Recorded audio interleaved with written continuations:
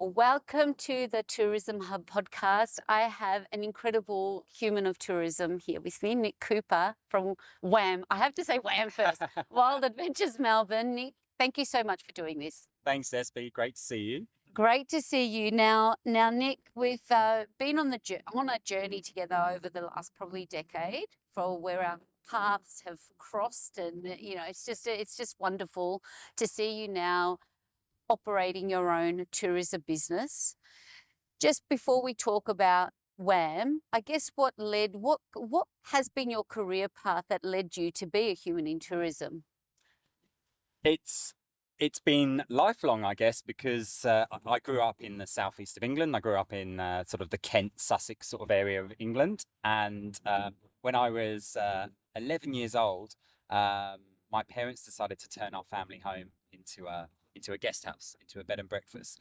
And so from that moment on, 1995, I was kind of infused with tourism, including my bedroom was turned into one of those guest rooms. So, and I just met people from all around the world coming in and out the house throughout most of my childhood, and just was like fascinated in where they were from, what they were doing here, what their inspiration was for traveling. And that made me want to get out there and experience myself. And the best career path to kind of see the world is well, one of them is working in tourism. And ever since I've kind of been doing that. As soon as I left school, I saved up, went traveling, started working in tourism from there. Where I grew up in the countryside too is lots of adventures. I lived one of those childhoods where your mum says, come back by dinner time or come back before it's dark. And off we went into the fields and, just went on various different adventures. So that all led to this kind of career in tourism, love of adventure, love of nature, to launching Wham, which is an eco-adventure operator based here on the Mornington Peninsula. And God, that just doesn't happen anymore, does it? I would never not see my kids or know where they are. Just how much, though, when you said that, it's like that's such a shame that we're losing that. How we're raising our kids. But in terms of the ignition in you to start Wham, at what point was there one pivotal moment, or was that just a progression that I want to do something on my own one day? Yeah, I think it was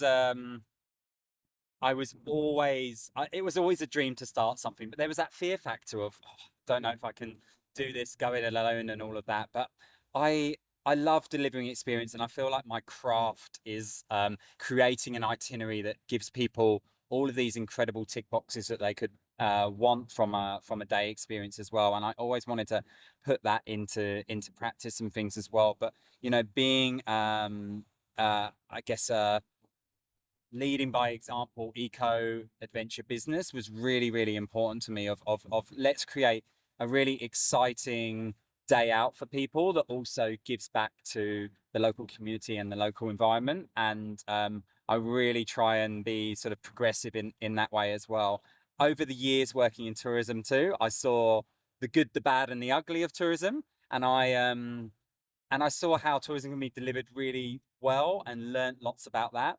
And I could see how tourism could be delivered not so well and learn a lot about that as well. And in terms of being this purpose-driven business, it was seeing how, tourism can have a negative effect on environments and communities, and going, I don't want to be part of that. I want to run a business that's not part of the problem, is part of the solution. And that's why I try and find solutions to operating with purpose, so that my whole business runs in a way where you go, okay, this is actually giving back. This is having a positive impact on the customer, positive impact on the locals here, and a positive impact on the environment, which without a thriving natural environment, I wouldn't be able to run a business in the first place. A first touch point. So even I want to talk to you a little bit about that with your B Corp journey, because that's something I've always thought is like big business stuff. And it was really delightful to see, here's Nick as a, small tourism business with a big purpose as a B Corp. So you've gone in there with all the best practices of quality tourism business Yeah. and eco business. Tell me about that journey and the learnings you've taken from that, and what advice you'd give to other small business operators about going down that path as well. Yeah, becoming a B Corp is not a straightforward process. I guess it's a long process. It's a challenging. I mean, there's some certified B Corps who dedicate entire teams to go through that certification process. But I wanted to be a best practice example. I wanted to try and not just talk the talk, but walk the walk. And I wanted to try and meet some of the globally highest levels of environmental and social performance, accountability and transparency. And that's what a B Corp is. It's kind of really a rigorous process taking you through all aspects of your business and kind of turning your business inside out and going, this is me, this is how we're operating with purpose over every single aspect. We've thought consciously about how we can do this so it's not having a negative impact, and going through all of that process. There's a lot of measurements that a lot of reporting, a lot of measurements that you're doing, but what it helps doing is to show. I mean, there's only 4 certified tour operator B Corps in Australia, so it's a relatively small club at the moment as well. And I just wanted to show that it could be done, and certifications like that and the quality tourism framework as well. It just helps you get all your ducks in a row, and that can set you on a path for continuous process. That's one thing I found about B Corp, is that you have to recertify every 3 years. So it's a continuous process of it's not a tick box and you go, I'm certified, I can just have that on my website forever. You have to, in 3 years' time, you have to say, what have you been doing those last 3 years? How are you improving? What have you changed? What have you managed to work on that were some of your challenges? And I love that. I love being constantly challenged, despite how much work goes into it. I feel that ends up sort of elevating you as this real sort of eco business. We've had people book with us just because we're a B Corp. We've had people leave positive reviews online with us just because we're a B Corp. And that's not the only reason people book with us, but that can potentially be another source of clientele who are looking for B Corps and booking with them too. What do clients say after a day with you? Like if we could just imagine, I mean, I couldn't get closer to being on a tour now to see this bespoke, wonderful treasure of eco-friendliness. What are some of those things? Because I have a feeling that you come away from spending even an hour with you out there in nature with feeling transformed, learning something to be better, do better, and really be more aware. Yeah. Is that what you're finding? Tell me about that experience of how your customers, passengers, clients, visitors, how they're coming away after spending time.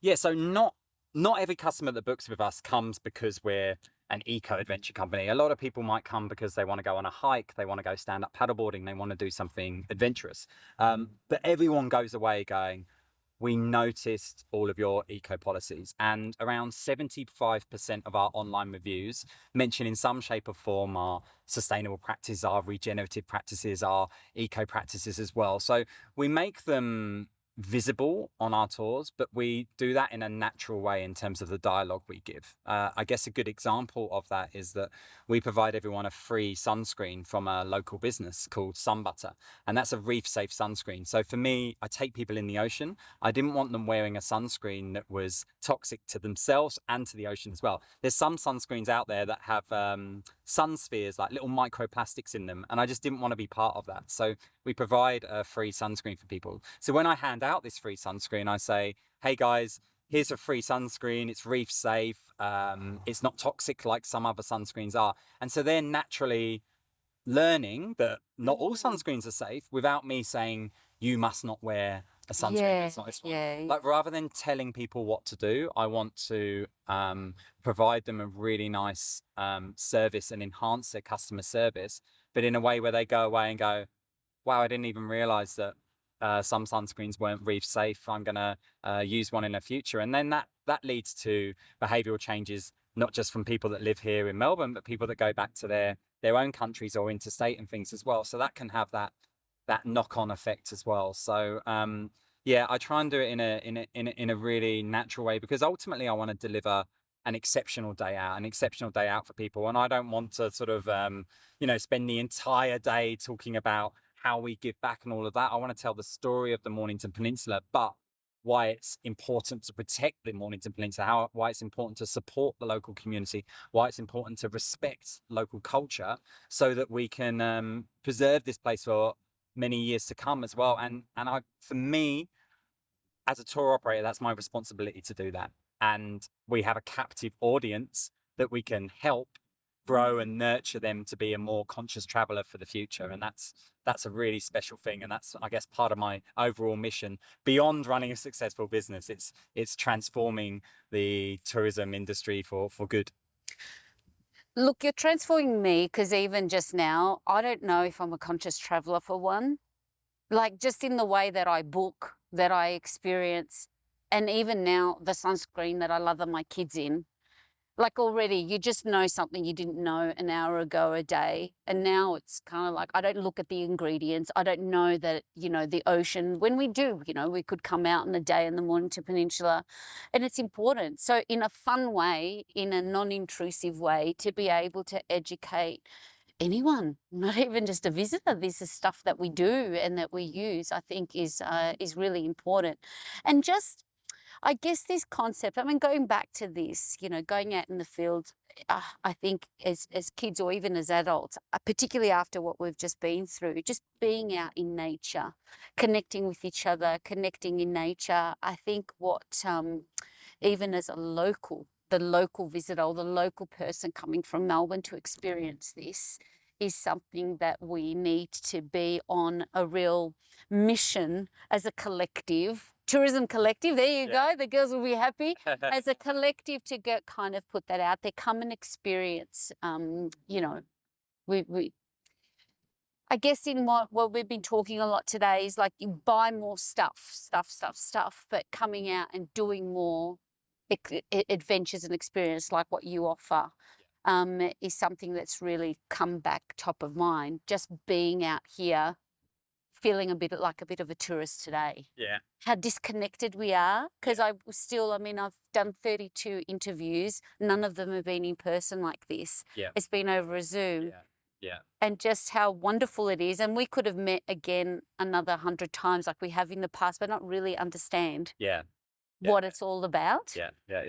And I've got a good example of yeah, that, actually. please.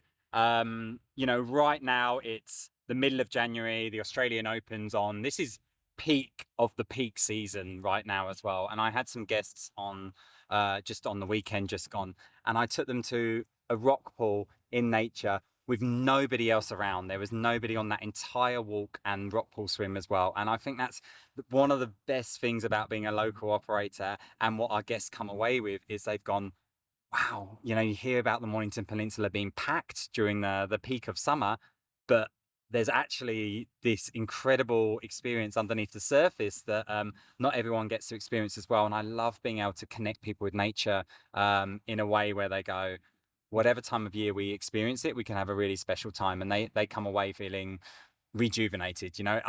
Every business idea I have is when I'm on a walk in nature or on a run in nature is or on the ocean or under the ocean. That's every sort of idea I have, because it automatically turns you off digitally, and it automatically kind of just turns on your creativity and your thought process too. Oh, so important. This is also home for you and your beautiful family. Has that just also sharing your backyard with the local, and I can just see how valuable that is. And again, I'm 40 minutes away and I want to go to this spot, like come and enjoy that. So definitely from that point of coming out and disconnecting until we're more intentional with that, as intentional with our time and how we spend our time outside of just the responsibilities that we have to run. That's okay. See, this is part of the thing. We're literally, for anyone that's listening to this, I should give some context.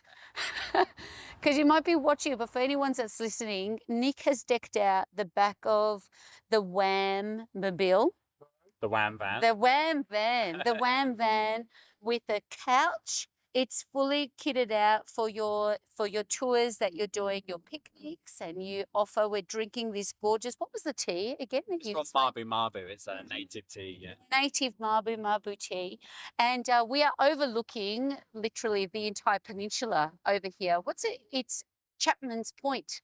Yeah, on we're at the very top of Arthur's Seat, or its indigenous name is Whamdegh.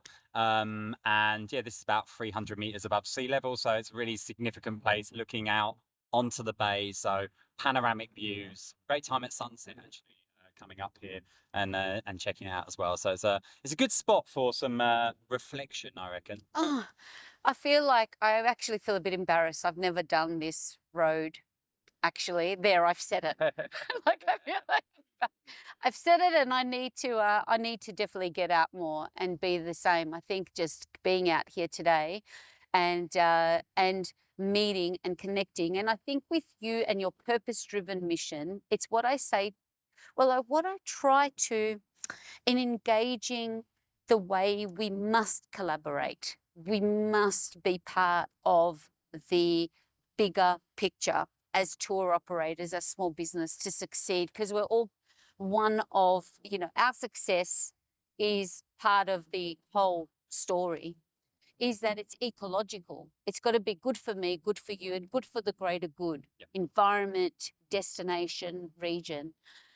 In terms of just how important it's been in your relationships and in your partnerships, from what you had existing as someone that was very much in, at the pinnacle in the state for a tourism organisation. So Nick worked for a few years managing the UK markets for Visit Victoria, to actually then also the relationships, because the vibe that I got from a recent, also congratulations, a finalist for the Mornington Peninsula Business Excellence Awards, I really got this sense of camaraderie and community within the local businesses. How, could you talk a little bit to that, of just how important that's been for you as you've grown? Yeah, and not just tourism businesses, but just local businesses in general down here on the Mornington Peninsula. So there's over 25 Australian businesses that we support. That could be through the tea that we offer, that could be through the sunscreen that we give to our guests, and the majority of them we always try and prioritize finding them on the Mornington Peninsula. This hat is by Whamdegh, who's a B Corp hat company based here on the Mornington Peninsula too. So one of the things that has been great about becoming a certified B Corp, becoming a sort of purpose-driven business, is you meet this whole community of social entrepreneurs. So not just the wonderful tourism community and tourism operators, but then you meet all of these other purpose-driven businesses as well. And that helps, looking at other industries helps give you idea for your own industry and your own business as well. So and I find that being collaborative and promoting to my guests traveling with us in a day, local restaurants, or another type of tour to do tomorrow, or a local winery or whatever, is really, really important. And I hope that's a reciprocal thing where they're potentially promoting us as well. And I just feel that you get that. You would have seen that at the Mornington Peninsula Business Excellence Awards. I was rooting for all of the businesses to win, even the ones that are in the same category as us. So I'm hugely, there's enough I guess it's that classic thing, there's enough pie for absolutely everyone, but it's also really important that the right type of customer goes to the right type of experience as well. And so I'm more than happy if I get an inquiry for something that I'm not going to be the most suitable business to offer, that I'd say, have you heard of these guys, and kind of pass that on all the time. So I find that's really great about the Mornington Peninsula and other parts of regional Victoria as well, is a lot of the businesses know each other, and a lot of businesses are out there to support each other, and just generally be good people and good businesses as well. Especially when you are a business in a region like Mornington Peninsula, who is now really quite established as a destination, as a Victorian destination, also as an Australian visitor destination. Ambassadors like yourself also, when you are in the community with businesses that don't see themselves as tourism, also advocating that we're all in the business, we've all kind of been trying to get that across. We're all in the business of tourism when we're serving the visitor.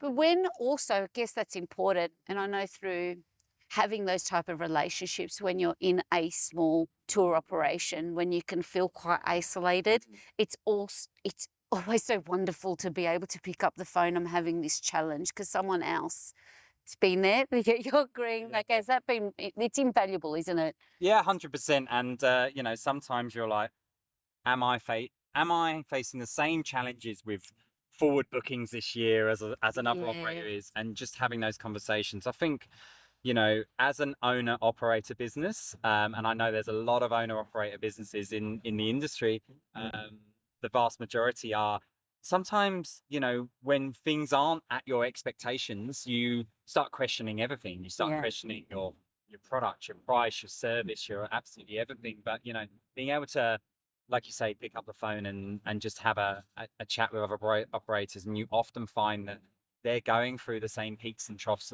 that you are, and that gives you a bit of I guess, resilience and confidence that you can ride it out and come up with good things as well. And just being really faithful that your product is fantastic, and going, what, this product's great, but it just takes time for it to kind of get out there and get the people too. So constant learning process. But as I say, as my wife probably gets tired of me sort of always just throwing ideas at her and throwing conversations at her as well. So to be able to speak to some of those other businesses is just a really good way of kind of finding out what's going on out there and realizing that we're all in the same boat.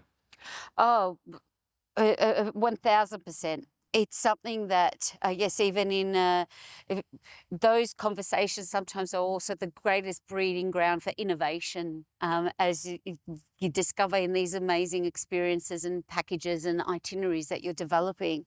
And speaking to those challenges, I always like to, I love to get insight into, like, thinking about a time where you've been really challenged and what has been some of the learnings to come from that, or how you've built that resilience, apart from having the good people around you, a supportive wife and good networks around you. What are some of the ways that you've been able to combat that? Because it does get challenging. Yeah, 100%. I mean, I should say that, I was planning to launch this business over 2 years leading up to 2020. 1st of March 2020, we filmed a tour, got some beautiful content. We were ready to click go. And then I think it was, 20th of March, the world shut down. That was super challenging, because you have all of the startup costs of a small business, and all of them were gone, and you kind of going, okay, I need to hit the ground running here. And then was, obviously that's a zero from there. So what that did allow me to do was kind of take a sit back and go, right, I am going to really, while I can't operate experiences, I'm going to really try and become, best practice in terms of how we operate in a purpose-driven way and things as well. And that really allowed me to have a holistic eye, where I'm looking at every aspect of the business, from utility providers that we use back of house to the products that we provide our customers during our day as well. So I mean, that was, that's been one of the most challenging times, and I know it was for the entire industry. From a startup, I guess it was quite a unique situation to be in, but it actually gave me that window of time to go, I'm going to really dive deep in this sort of this process to try and be a force for good as well. Being an outdoor adventure company, I mean, it's quite a blustery, and it's, the middle of summer, which is quite unusual for this time of year. But, being an outdoor adventure company can be quite seasonal as well. So how do I operate year round? How do I have a viable business year round? Because things like your public liability insurance, they don't give you Yeah. a 6-month policy. It's a True. 12-month policy. Yeah. So those costs are happening whether I like them or not. So how can I diversify? How can I still remain in the essence of being a nature-based tourism business, but also be able to have something that's attractive to people all year round? That's led on to us offering a multi-day trip along the Great Alpine Road in Victoria's high country in Gippsland to the snow during the winter, because it's just kind of diving into some of those that appetite that people have to go out to those sorts of experiences as well. So I'm all about looking at the challenges, trying new things, seeing what sticks, and then trying to improve things from there, I guess. Oh, it's all, I think that's for any business, for any industry, that's something to always take away, because this is, you're absolutely right, where, you couldn't envisage this is a summer's day today, what's happening. So if we could like head into a bit of an excellence round and what you've been doing, because another way that what I've really loved, I'm also seeing you around on a speaking circuit. Just it's so helpful, because even in this conversation, Nick, you've taken purpose-led and being a purpose-driven business to a whole new level of understanding, to what I call or what I've always known. I think I'm a purpose-driven business, but I'm not in that way. It's opened up just another modality for me to consider, particularly with my family, as like just to pay attention a little bit more when, you don't know what you don't know. So then you kind of just carry on. So I think just the work that you're also doing in the education space and the training space, even understanding sustainability and regenerative tourism, quick is the different, same is different, and how businesses, because I could say, okay, I'm a quality sustainable tourism business, but being doing what you're doing, how you're, in the regenerative space, could you give us a little insight into just the small things we can all, as humans, not just as businesses, could be more aware of? Yeah, I mean, I guess the difference between being a sustainable business for me and being a regenerative business is that as a regenerative business is I'm looking at my business holistically, and I'm trying to operate with a positive impact for today, tomorrow, and in the future across all aspects of the business. So I'm looking at everything from waste to customer service to communications to community, tackling community sentiment, turning negative community sentiment into positives and working with them, to respecting First Nations culture, loads of aspects of it, and really trying to give back and have a long-term thing. So for me, it's like it's about connecting the dots, and it's about going, okay, I take people on the oceans. I want dolphins to pop up now and again when we're in the ocean, but the dolphins are under threat in that ocean because of plastic and rubbish and pollution and things like that as well. So what can we actually do to tackle that? We do everything from collecting rubbish from that ocean right through to supporting and helping to fund reef regeneration taking place on that bay. So whole ecosystems are supported from there. And, in the future, then there'll be more dolphins and a healthier ecosystem. And then, maybe my daughter in 30 years time will be guiding a tour for Whamdegh, and she'll be able to have more dolphins pop up. Same here on land, the koala population here on the Mornington Peninsula is under threat. So we support Mornington Peninsula koala conservation to plant trees. Every guest that joins a tour with us, then we plant a native tree with them. We fund an entire tree planting project every single year. So, it's hard for me right now to take a group of guests and go, we're definitely going to see a koala. But I hope with supporting projects from the inspiring stuff that MP Koala Conservation does, that in, 20, 30 years time, that maybe my daughter again will go, hey guys, I'm going to take you to see a koala. It's easy. And I think that's looking long term and really trying to have this sort of long term lens of things, of going, I'm not just thinking about my business, and I'm not just thinking about me and my livelihood right now. I'm actually thinking of way after I'm gone. I'd like to think made a difference. That's your legacy, I guess, as humans. That's our legacy to give back. And you know, unless we all work together and try and do stuff, because there's a lot of people doing amazing stuff in the world. There's a lot of people doing, you know, crazy stuff that's negative as well. And so, you know, as a purpose-driven business, I want my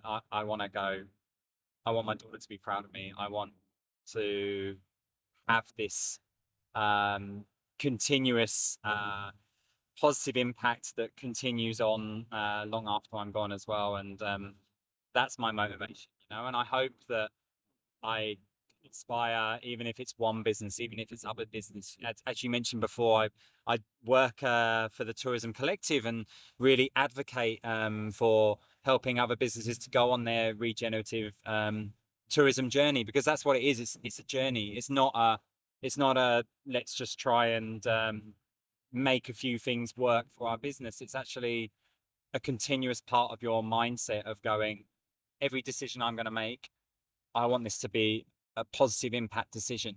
And for me, that's a no compromise approach. I'm not going to make a decision if it's going to have a detrimental effect on the environment and the community. You might have seen here on the Mornington Peninsula that, you know, come Boxing Day, that freeway is very, very busy from there. Really, really busy. And so locals might go, I don't want tourists here.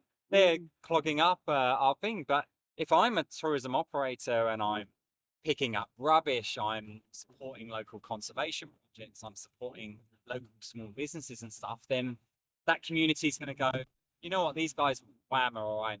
We're going to treat those guests even more welcoming. Our guests come down, have a better community reaction. They go away and go, well, the Mornington Peninsula was really friendly. They advocate for that. They advocate for more conscious travellers. So everything has a knock-on effect. Everything has a connection to the future. And we can all be part of that. What I think you've hit so many points. It is we've got a way to go. Like, you've just opened my mind to a whole other way. I've just loved the way you're seeing everything. And it's really making a decision first that I'm going to start paying more attention in the way I decide. Because I guess in businesses too, there's cash flow, there's costs involved in doing stuff. So sometimes just taking that little bit more thought, okay, this might cost less, but what is the impact? I'm just thinking of other businesses that might be listening to this, yes, but there's also the implications of cost of living and everything that goes with that. But I think just hearing you speak, just thinking of the greater good and a holistic view, almost like a balloon going on like a 360, and how it can be, how our children's and their children's life can be enjoyed well beyond, you know, our time here on this earth is a big one to contemplate as we traverse the world and the decisions that we make. And it starts in the home, doesn't it? Yeah. Even the way, is this something? Yeah, I don't know. I'm going to have a good drive home. I'm just going to listen, drive home in silence. Just bring our whole family, because it's you're right on. And I love also that thought process of what you've said of just about that negative connotation on local communities of what tourism can bring, because it is. I mean, sometimes it's not. It wouldn't be. I mean, not that I'm not living in a tourist area, but I can imagine for locals, I probably want to be leaving sometimes at that time, but having that positive impact. Your footprint, literally, your legacy already in the 4 years that you've been in existence is, we're all learning. We're learning and you're leading, which is excellent. So speaking of excellent and our excellence round, what's been some of the best advice that you know, in business, in life, if you can think of some of the best advice that you've been given, what would you like to share? I think I mentioned it already, but I think that progress, not perfection, is some of the best sort of wisdom that I've ever got as well. If I had tried to start the most perfect ecotourism business, I wouldn't have started this business. This vehicle, I wanted an electric vehicle, but one, that type of vehicle is not available right now in Australia. Two, I wouldn't have the budget, even if it was as a smaller owner operator as well. So, to go, okay, well, I'm going to have a vehicle that causes emissions, but what can I do to limit the impact of that as well? And, that sort of progress, not perfection of how I operate, from an ecotourism point of view, but then also from a business point of view as well, of going, okay, well, we're just going to sort of gradually make progress. And I'm very, I guess, sensible with my business decisions. I don't want to buy a fleet of vehicles straight away and then overextend myself. I'm going, okay, let's just take baby steps, try and gradually grow the business organically, and then just see where it can kind of go from there as well. Progress, not perfection, works for me in a lot of respects too. So I guess that's probably one of the main bits of advice that I think, because you can be scared, you can be scared of going, oh, I don't know where to start. I'm not going to be perfect, so I'm not going to do this. But like you mentioned before, sometimes you can look at a couple of items and you go, well, the less ethical option's a cheaper option, and that's going to be better on my bottom line right now. And it's kind of making those decisions, and some of them are tough decisions to make. But if you can make progress, and some of them might not be economically viable to make straight away, but that's okay. You can improve in other ways, and keep improving. The business that Wham was a year ago, and compared to what it is now, is we've made 1 million improvements, and we will over the next year as well. Yeah. So I like that mindset of just continuous improvement, continuous progress, strive for perfection, but you never get there. Oh, that's strive for perfection. I think as long as we keep striving, I said this to my kids the other day. To my kids, they're quite competitive and into their sports. Like, your greatest competitor is yourself yesterday, and it's the same in business, isn't it? Like you're saying, for a year ago compared to what you'll learn, the new connections you'll make. It's progress, not perfection. That's a good one. To help you run your really outdoorsy, you're not in an office anymore. You were once, not anymore. To just help your life and business run, do you have any go-to, apart from your phone, apps, software? Like, do you have any tools of the trade that you use that just you couldn't live without? I guess from a design point of view, I use Canva quite a lot, just to kind of design various different social tiles and all of that. I find that quite a good time saver, I guess, in a lot of ways. So I find that a really good resource to, with someone with very low graphic design skills like myself, to be able to design something that looks quite schmick and quite good across your social channels as well. And I guess trying to keep that consistency across your social channels in terms of your look and your brand and all of that side of things as well is really important. So that's probably one of the tools I use a lot. I mean, I use a lot of web apps, as you can imagine, running an outdoor adventure business too as well. But that's for me to be able to be flexible and adaptable and be able to offer the most amazing experience to my guests based on whatever the weather's doing, and be able to, change on at the drop of a hat and be able to still give them an exceptional day out. I quite often get asked that. They go, where do you usually hike and all of that? And I'm like, it depends. Depends on the weather, the tides, the time of year. It depends on lots of things. And I love that. I love having this as your giant playground. Like you say, I don't have an office. I have a huge area to take people to, and I try and use every square kilometer of it. And I guess drawing your own inspiration in that in your progress of learning and inspiration, what is current or existing, like a resource or a person, a book or a podcast that you've drawn inspiration from, that keeps you green and growing? I'm trying to think of the names of them all now.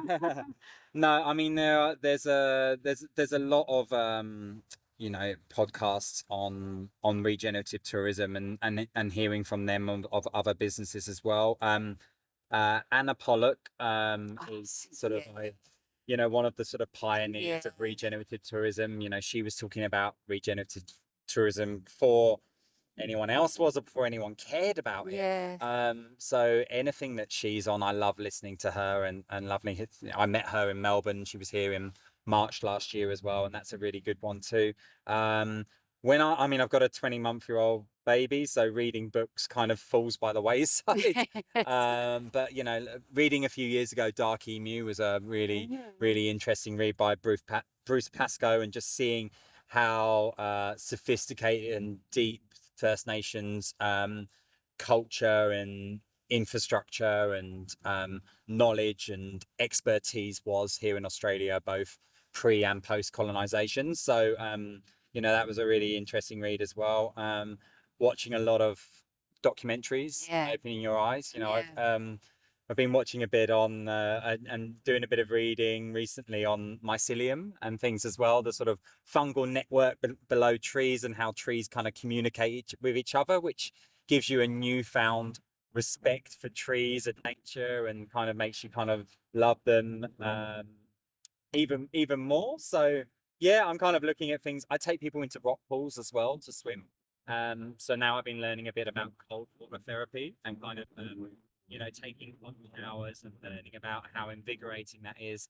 We run an experience with the Peninsula Hot Springs where we do a fire and ice experience where they go from sauna to really cold pool and practice that breathing. I then take them into nature to practice that in rock pools as well. So I feel like I'm just trying to constantly develop my knowledge. When I'm walking in nature on my own or on a trail run on my own or walking the dog or whatever it is, then I'll have maybe a podcast in about some of those things. But sometimes it's worth just taking your headphones out and listening to nature and just hearing all of what's going on as well. So yeah, I guess I learn from lots of different areas, but I'm just always kind of reading and listening, and I like that sort of First Nations approach to deep listening, kind of going beyond just kind of listening like we're talking now, but actually really deeply trying to understand things as well. And I've got a long way to go to understand how that all works. Oh, I and I think through a child eyes, I'm sure through your daughter now, at this age, just her curiosity and just seeing the world unfold through her eyes, I can imagine would be a beautiful journey as well. Oh, Nick, I could talk to you. I think, I could come back and see Nick a year on from now and just keep on the journey with you.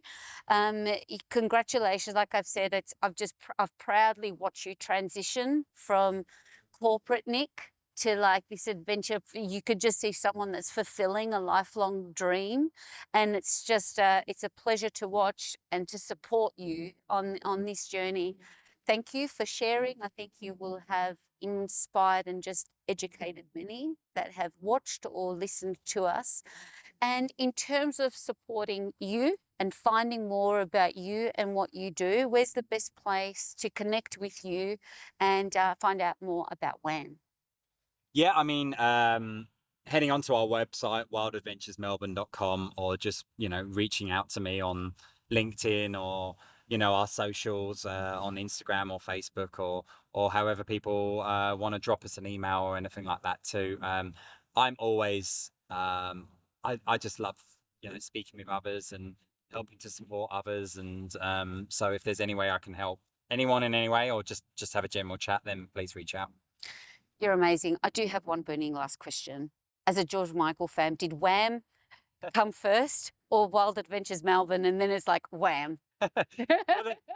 Wham, the logo is these capital letters like the George Michael Wham logo.